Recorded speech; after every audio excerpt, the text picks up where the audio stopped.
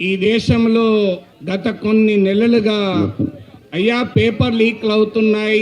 అది NEET exam కావచ్చు, CBSE exam కావచ్చు, ఇంకో ఎగ్జామ్ కావచ్చు. అయ్యా మీరు ఒక మారల్ రెస్పాన్సిబిలిటీగా రాజీనామా చేయండి అంటే ధర్మేంద్ర ప్రధాన్ ఎక్కడున్నాడో కూడా గుర్తు తెలియడం లేదు. మీకు ఎక్కడో ఒకసారి రైల్వే యాక్సిడెంట్ అయితే రైల్వే మంత్రి లాల్ బహదూర్ శాస్త్రి రిజైన్ చేశాడు. లాల్ బహదూర్ శాస్త్రి నుంచి ధర్మేంద్ర ప్రధాన్ వరకు వచ్చాం మన రాజకీయం. ఉల్లిగడ్డల ధరలు పెరిగాయి అని ఆర్థిక మంత్రిని అడిగితే నేను ఉల్లిగడ్డ తినను, నాకు అలవాటు లేదు అని చెప్పారు. పెట్రోలు, డీజిల్, గ్యాస్ ధరలు పెరిగాయి అంటే ఏడాది దాకా బంగారం కొనడం మానేయండి అని చెప్తున్నారు. ఎందుకు మనం ఏమడుగుతున్నాం? అయ్యా ధర్మేంద్ర ప్రధాన్ రాజీనామా చేస్తే సోనం వాంగ్చుక్ ఏం కాడు ఎడ్యుకేషన్ మినిస్టర్. ధర్మేంద్ర ప్రధాన్ రాజీనామా చేస్తే నాగేశ్వరేం గాడు ఎడ్యుకేషన్ మినిస్టర్. కానీ ఎందుకు అడుగుతున్నామంటే ఒక పొలిటికల్ అకౌంటబిలిటీ ఉండాలి ఈ వ్యవస్థలో అంటున్నాను. కానీ మరి ఎందుకు లేదు? యూత్గా మనం అడగాలి, ఎందుకు ఉండడం లేదు? ఏమైతే ఒక మంత్రి పదవి పోతే అంటే మీకు చిన్న కథ చెప్తాను. యమధర్మరాజు దగ్గరికి ఒక 40-50 ఏళ్ళ క్రితం చనిపోయిన ఒక ఇండియన్ పొలిటీషియన్ వెళ్ళాడట. వెళితే యమధర్మరాజు బయటికి వచ్చి పూలదండ వేసి స్వర్గానికి తీసుకెళ్ళి ఇంద్రునికి పరిచయం చేసి, భూమిపైన ఒక గొప్ప దేశం ఉంది భారతదేశం, ఆ దేశంలో ఒక గొప్ప రాజకీయ నాయకుడు అని చెప్పి స్వర్గంలో అప్పచెప్పొస్తాడట. 20 ఏళ్ల క్రితం ఒక రాజకీయ నాయకుడు చనిపోయిపోతే బయటికి వచ్చి పూలదండ వేసి ఇంకో అలా స్ట్రేట్గా రైట్ సైడ్ వెళ్ళండి స్వర్గం వస్తుంది, అక్కడ నా పేరు చెప్పి ఇంద్రుడిని కలవండి అంటాడట. ఇక ఈ మధ్య చనిపోయిన ఒక రాజకీయ నాయకుడు పోతే సింహాసనం మీదకి వెళ్ళి లేవకుండా అలా స్ట్రేట్గా పోవాయి, ఆ స్వర్గం వస్తుంది అంటాడట.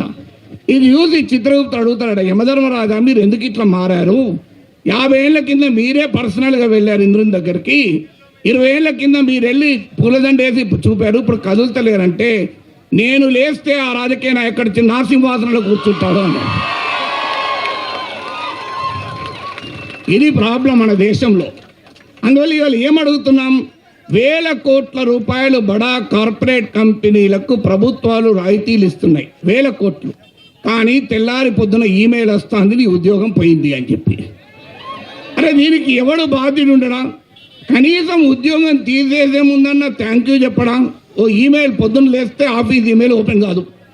ఇంత అవమానకరంగా ఉద్యోగాలకు వెళ్ళి తీసేయాల్సిన అవసరం ఉందా? క్యాంపస్లో హైరింగ్ జరగదు. ఇవాళ 20% ఇండియాలో యూత్ అన్ఎంప్లాయ్మెంట్ 20%.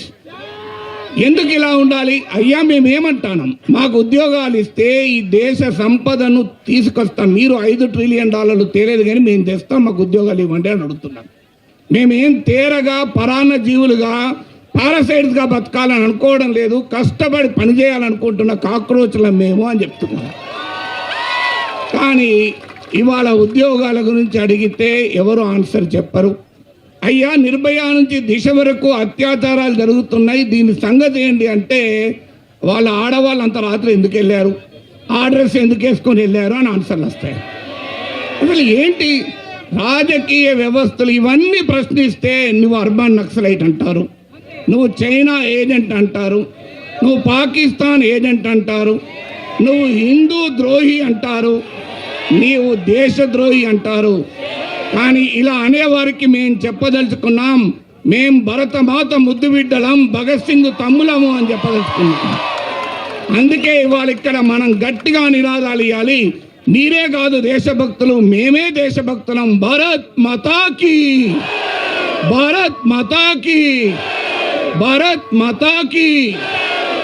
ఇప్పుడు చెప్పండి ఎవరు నిజమైన దేశభక్తులు? అందువల్ల భారత రాజ్యాంగం ఆ రోజు చెప్పింది we the people of India అని. సో ఇవాళ we the people of India చెప్తున్నాం. గాంధీ మహాత్మునికి 7 ఏళ్ల జైలు శిక్ష విధించాక జడ్జి అడుగుతాడు, నీవు విడుదలయ్యాక ఏమి చేస్తావంటే మళ్ళీ ఇలాగే దేశ స్వాతంత్రం కొరకు రాస్తాను, జైల్లో వేసుకో అని చెప్పాడు. అందువల్ల అంబేద్కర్ అంటాడు, అయ్యా మనం కష్టపడి ఈ రాజ్యాంగాన్ని నిర్మించుకున్నాం, కానీ ఈ రాజ్యాంగం కనుక ప్రజల ఆకాంక్షల్ని తీర్చలేకపోతే ఈ రాజ్యాంగాన్ని ప్రజలే చెరిపి వేస్తారు, జాగ్రత్త అని హెచ్చరిస్తాడు.